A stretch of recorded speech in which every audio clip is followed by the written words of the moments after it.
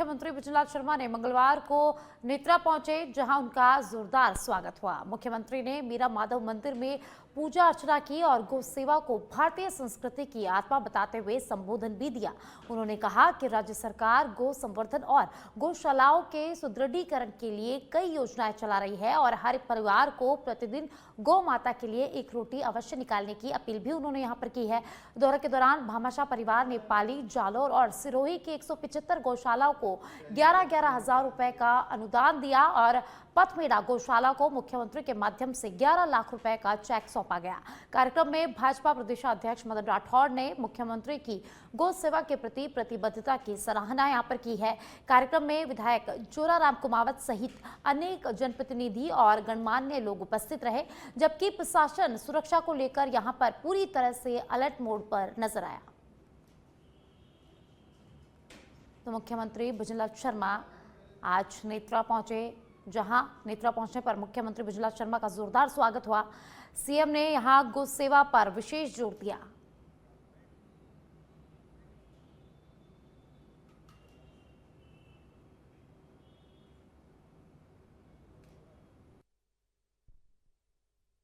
आप सभी के लाडले राज्यसभा के सांसद सम्मानीय मदन राठौड़ जी, कैबिनेट में मेरे साथी, आप सभी के आपके अपने श्री जोराराम कुमावत जी, हमारे जालौर सिरोही के लोकप्रिय सांसद श्री लुम्माराम चौधरी जी, आहोर के हमारे लोकप्रिय विधायक भाई छगन सिंह जी राजपुरोहित साहब, जालौर के जिला अध्यक्ष भाई जसराज पुरोहित जी, हमारे मावली के पूर्व विधायक धर्मनारायण जोशी जी, पूर्व विधायक आहोर श्री शंकर सिंह जी राजपुरोहित जी, भाजपा के प्रदेश के उपाध्यक्ष नारायण सिंह जी जोधा साहब, भामाशाह नेत्रा श्री शेषमल जी राजपुरोहित, पूर्व जिला अध्यक्ष करण सिंह जी नेत्रा साहब, कार्यकारी अध्यक्ष पथमेड़ा गौशाला श्री रघुनाथ सिंह जी राजपुरोहित साहब, और इस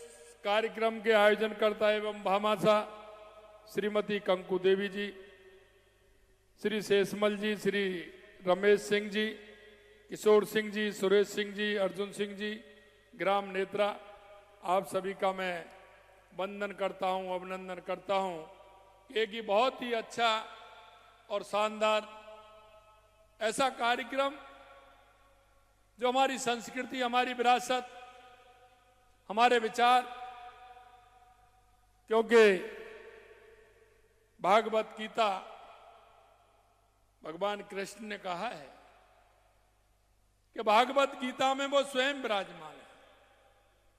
जब भी कोई व्यक्ति को किसी भी परेशानी, किसी भी दुविधा में अगर वो आता है, तो निश्चित रूप से अगर उसका कहीं उत्तर मिलेगा तो वो भागवत गीता में मिलेगा।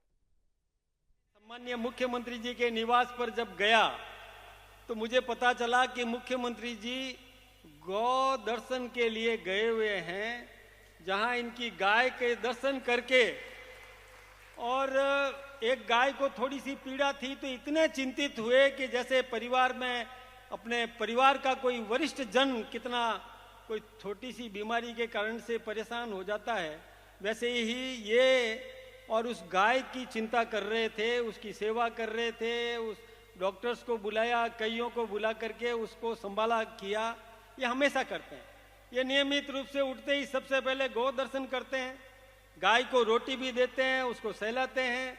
कई बार तो एक छोटी सी कामधेनु इनके ऑफिस में आ जाती है, इनके कार्यालय में आ जाती है, ये उसका लाड भी करते हैं और वो निश्चिंत घूमती है। यानी इस प्रकार के संस्कार हमें विद्यमान है, हमें प्राप्त है। हमारे समाज में इस प्रकार के संस्कार है। ये केवल हिंदुस्तान की विशेषता है कि हमने ये सोचा है कि सर्वे भवन्तु सुखिनः, सभी सुखी रहें। इस प्रकार का भाव ये हिंदू सभ्यता, हमारे भारतीय सभ्यता, भारतीय संस्कारों में विद्यमान है। किसी को कोई कष्ट नहीं होना चाहिए। हम गाय को रोटी देते हैं, कुत्ते को रोटी देते हैं, चिड़िया को दाना देते हैं, कबूतर को दाना देते हैं, यहाँ तक कि हम पेड़ पौधे को भी और सजीव मान करके उसकी भी पूजा करते हैं, उसका भी पूरा सम्मान करते हैं। ये हमारी संस्कृति की विशेषता है। और मैं धन्यवाद देना चाहूंगा कंकु देवी जी और उनके परिवार के समस्त सदस्यों को कि जिन्होंने अपने गाढ़े पसीने का पैसा लगाकर गौ सेवा के लिए इन्होंने और अपना दान दिया, अपनी सेवाएं दे रहे हैं। तो मैं तो कामधेनु से यही प्रार्थना करूंगा कि इनको दिन दूनी रात चौगुनी प्रगति दे, ये सफल हो और जितने भी संत वृंद यहाँ विराजमान है उनका भी आशीर्वाद इनको मिले और ये प्रगति करे, संपन्न रहे।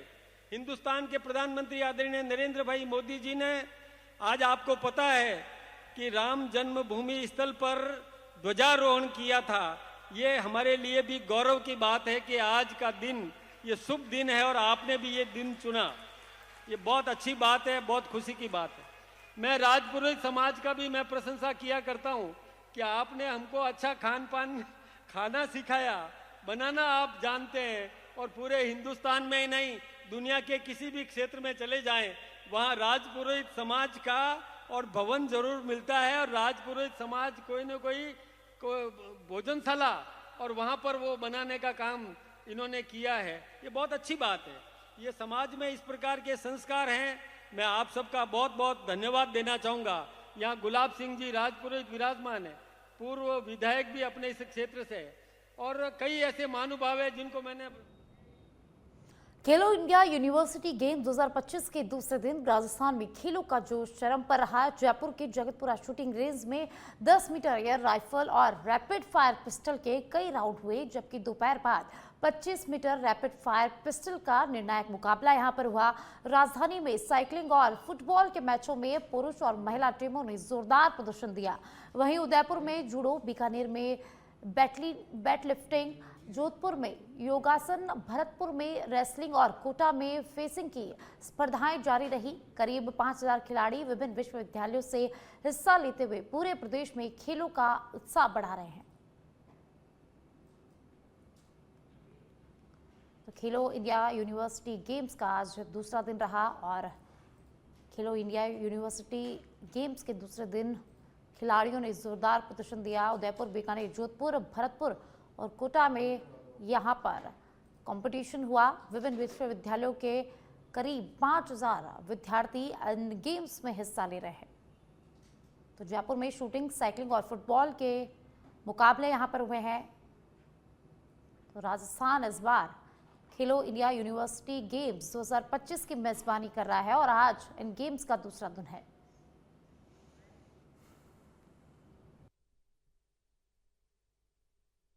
इंडिया यूनिवर्सिटी गेम्स 2025 की शुरुआत हो चुकी है और इस वक्त मैं जयपुर के एसएमएस स्टेडियम में मौजूद हूं। जयपुर के एसएमएस स्टेडियम के अलावा करीब 7 शहरों से जयपुर के अलावा जो है इस जो गेम्स में जो है वो पार्टिसिपेट करते हुए जो युवा हैं वो अपनी प्रतिभा दिखाते हुए जो है वो नजर आएंगे। इस वक्त में देखिए तस्वीर जो है वो दिखाने की कोशिश करूं तो यहाँ पर हॉकी का मैच जो है वो यहाँ पर चल रहा है और इस बार एक खास बात यह है कि राजस्थान को इस यूनिवर्सिटी गेम्स की मेजबानी करने का मौका मिला है। तो ये राजस्थान के लिए वाकई में गर्व का विषय है। यहाँ पर करीब 5000 से अधिक एथलीट हैं, वो अपना भाग्य आजमाएंगे या फिर अपनी प्रतिभा दिखाएंगे। ये एक मंच है जहाँ से पूरे ऑल ओवर इंडिया में या फिर इंडिया के बाहर भी जो ये खिलाड़ी हैं उनको खेलने का मौका जो है वो यहाँ पर मिलेगा। यूनिवर्सिटी गेम्स में करीब 23 जो स्पोर्ट्स एक्टिविटी हैं वो यहाँ पर देखने को मिल रही हैं। एसएमएस में यहाँ पर हॉकी है, बैडमिंटन है, स्विमिंग है, उसके अलावा तमाम एक्टिविटी, तमाम जो स्पोर्ट्स की एक्टिविटी जो है वो यहाँ पर जो है वो देखी जा रही। करीब 12 दिन चलने वाले इस गेम्स की तस्वीरें जो है वो हम सच बेधड़क के माध्यम से दिखा रहे हैं कि किस तरीके से यहाँ पर एक बहुत ही खूबसूरत दृश्य या फिर खूबसूरत तस्वीर जो है वो खिलाड़ियों की खेलते हुए जो है वो नजर आ रही है। इसी तरीके से अलग अलग गेम में जो पार्टिसिपेट करते हुए जो युवा हैं, जो आने वाला फ्यूचर है हमारे देश का, वो यहाँ पर जो है वो जो है खेलता हुआ नजर आ रहा है। आने वाले दिनों में यही प्रतिभाएं जो हैं वो देश भर में अपना हमारे देश का जो है वो नाम रोशन करते हुए नजर आएंगी। इस वक्त जो है वो राजस्थान को मेजबानी इसकी यूनिवर्सिटी गेम्स की मिली है और यूनिवर्सिटी गेम्स करीब 7 शहरों में राजस्थान के वो आयोजित हो रहे हैं जहाँ पर तमाम अलग अलग प्रतिभाएं या फिर अलग अलग गेम्स जो हैं वो यहाँ पर जो प्रतिभाएं हैं उनको खेलने को मिल रहे हैं। कैमरा पर्सन विजय गिरी के साथ निरंजन चौधरी, सच बेधड़क, जयपुर। जयपुर से खबर है, जहां जयपुर ग्रामीण एसपी राशि डोगरा के निर्देश में नशे पर प्रहार रेनवाल थाना पुलिस ने महिला तस्कर संतोष सासी को यहां पर गिरफ्तार किया है और उसके कब्जे से 2 किलो 80 ग्राम अवैध मादक पदार्थ गांजा को भी जब्त किया है। 10 लीटर 780 मिलीलीटर अवैध हथकर शराब भी यहां पर जब्त की गई है। जयपुर से खबर है, जहां एसपी राशि डोगरा के निर्देश पर कार्रवाई हुई है। ग्रामीण एसपी राशि डोगरा के निर्देशन पर बड़ी कार्रवाई यहां पुलिस ने की है। रेलवाल थाना पुलिस ने महिला तस्कर को गिरफ्तार किया है। संतोष सासी को यहां गिरफ्तार किया गया है। उसके कब्जे से 2 किलो 80 ग्राम अवैध मादक पदार्थ भी जब्त किया है। वहीं 10 लीटर 780 मिलीलीटर शराब को भी जब्त किया गया है। तो रेलवाल थाना पुलिस ने नशे के खिलाफ कार्रवाई करते हुए एक महिला तस्कर को गिरफ्तार किया है। तो आरोपी के कब्जे से 2 किलो 80 ग्राम अवैध मादक पदार्थ गांजा को भी जब्त किया है। वहीं शराब भी यहां पर जब्त की गई है।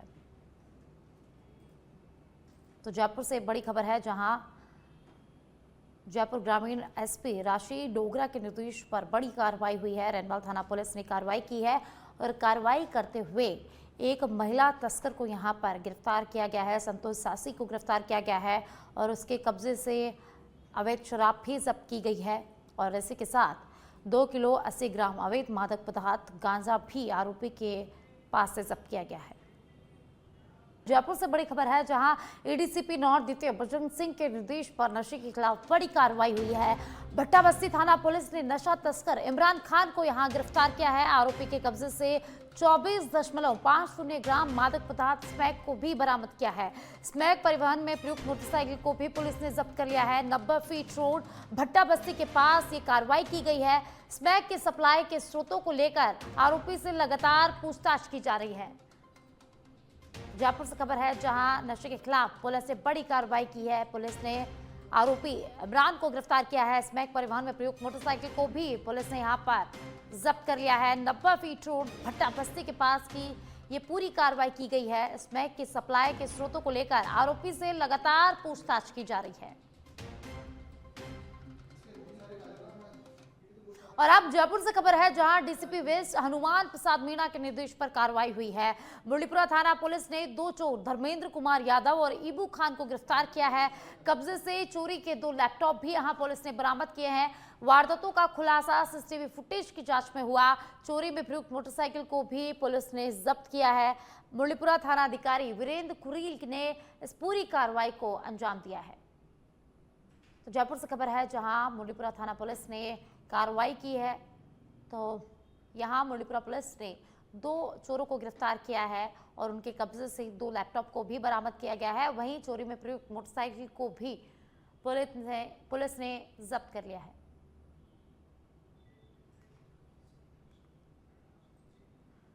जयपुर से खबर है, जहां डीसीपी साउथ राष्ट्रीय राज के निर्देश पर ई सिगरेट के खिलाफ बड़ा एक्शन हुआ है।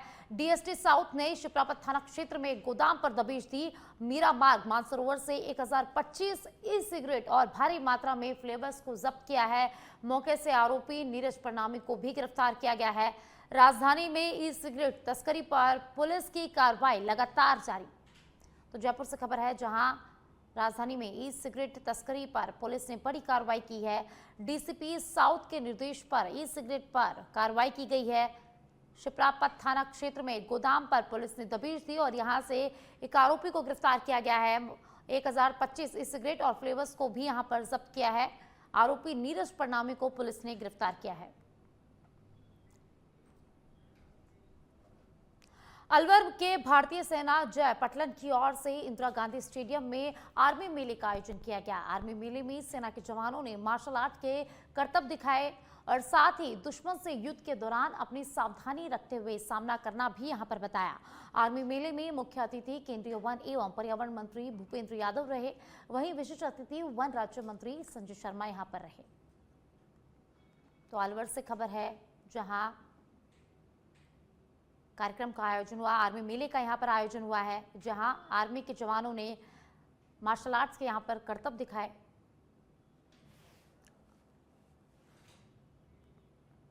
और अब टोंक के उनियारा से खबर है, जहां देवीपुरा खुर्द में नौनिहाल लथपथ कीचड़ में निकलकर स्कूल जाने को मजबूर है। बच्चों को स्कूल पहुंचने से पहले कीचड़ से गुजरना पड़ता है। विकास के दावों की यहां पर पोल खुलती नजर आ रही है।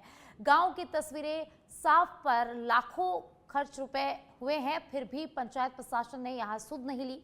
ग्रामीणों का आरोप है कि अधिकारियों को बच्चों की परेशानियों की यहां पर कोई चिंता नहीं है। मामला टोंक जिले की रानीपुरा पंचायत के देवपुरा खुर्द का है।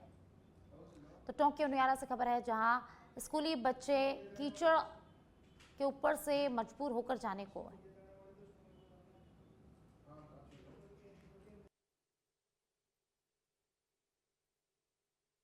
हम देवपुरा खुर्द से बोल रहे हैं और हमारी समस्या आजाद दिन तक नहीं हुई। 1947 में आजाद हुए थे, जिसके बाद में आज दिन तक कोई 1 रुपए का भी कम नहीं हुआ।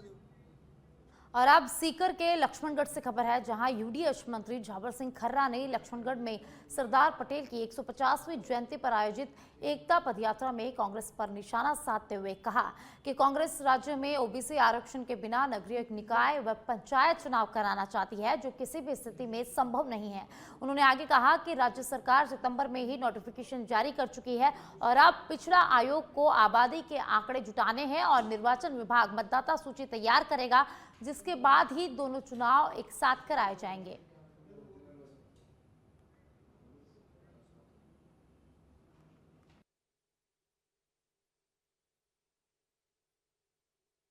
चुनाव को लेकर मत बताओ, हम तो सितंबर 2025 में हमारी कवायद पूरी कर चुके, नोटिफिकेशन जारी कर चुके।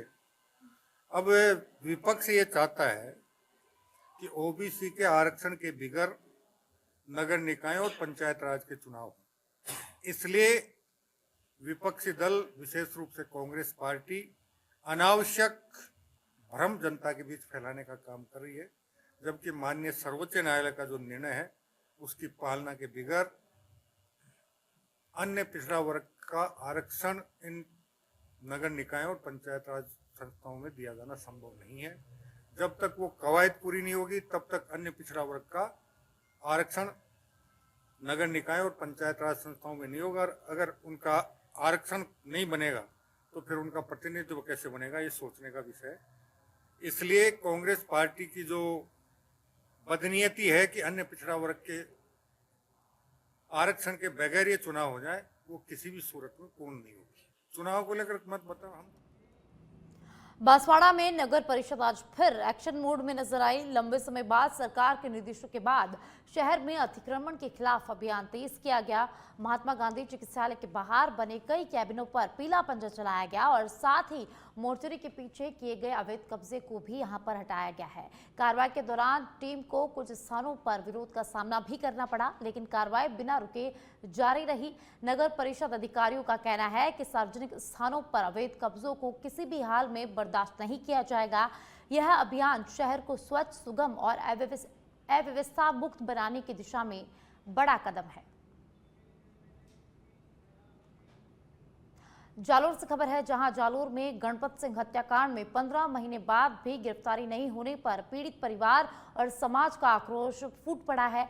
80 वर्षीय हवा कंवर बेटे को न्याय दिलाने के लिए 9 दिनों से कलेक्ट्रेट के बाहर भूख हड़ताल पर बैठी है, जबकि परिवार के अन्य सदस्य भी अनिश्चितकालीन भूख हड़ताल पर बैठे हैं। मंगलवार को राजपूत समाज सहित 36 कौम ने कलेक्टर पर महापड़ाव शुरू कर दिया, जिसमें बड़ी संख्या में महिलाएं भी शामिल हुई और सड़क का हिस्सा बंद हो गया। नेताओं ने सीबीआई जांच की मांग दोहराते हुए बताया कि इस संबंध में गृह मंत्री अमित शाह को पत्र भेजा गया है। वहीं जालोर सिरोही सांसद लुम्बाराम चौधरी ने पुलिस जांच पर नाराजगी जताते हुए एसपी को संदिग्धों को नार्को टेस्ट फिर से शुरू करने और सख्त कार्रवाई के निर्देश दिए हैं। परिजनों ने कहा कि जब तक गिरफ्तारी नहीं होती, आंदोलन लगातार जारी रहेगा। डूंगरपुर जिले के आसपुरा थाना क्षेत्र स्थित कटेश्वर महादेव मंदिर में देर रात चोरी की कोशिश के दौरान एक चोर गुबंद से फिसलकर नीचे गिर गया और उसकी मौके पर ही मौत हो गई। 4 चोर मंदिर के 3 दरवाजे तोड़कर अंदर घुसे थे, लेकिन टॉर्च की रोशनी देखकर ग्रामीण यहां पर सतर्क हो गए।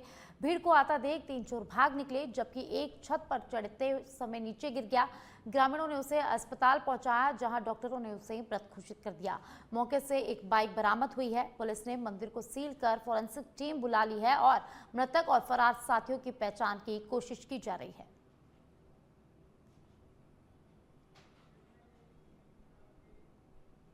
हिंडौन के खातीपुरा गांव में पुरानी रंजिश के चलते कुछ लोगों ने एक परिवार पर हमला कर दिया। पथराव और लाठी डंडों के हमले में एक ही परिवार के 4 लोग गंभीर रूप से घायल हो गए। हमले में घरेलू सामान की भी जमकर तोड़फोड़ और महिलाओं के साथ बदसलूकी भी की गई है। घायलों में खातीपुरा निवासी जितेंद्र शर्मा, कौशल शर्मा, राखी शर्मा और मुंशी लाल शर्मा शामिल हैं। पीड़ित परिवार का आरोप है कि पड़ोस में रहने वाले कुछ लोगों ने पुरानी रंजिश के चलते यह हमला किया था।